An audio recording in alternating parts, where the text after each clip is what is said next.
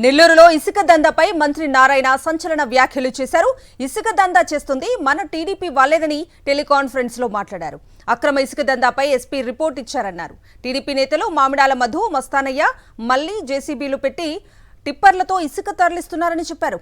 ట్రాక్టర్లతో అయితే ఓకే, టిప్పర్లతో ఇసుక తరలిస్తే సమస్య అన్నారు మంత్రి నారాయణ. ట్రాక్టర్లతో అయితే తరలించుకోండి, టిప్పర్లతో వద్దన్నారు.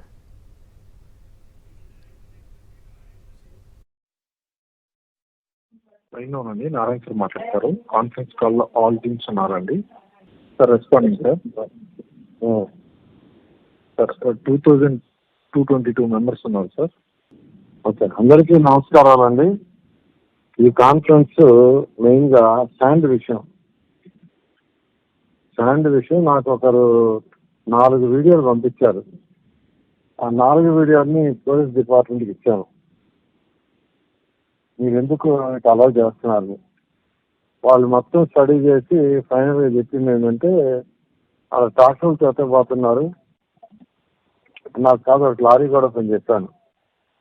తర్వాత ప్రొక్లైన్తో జేసీబీతో తీస్తున్నారంటే ఎంక్వైరీ చేసాను సార్. జేసీబీతో తీయలేదు, రోడ్డు వేసుకున్నారన్నారు.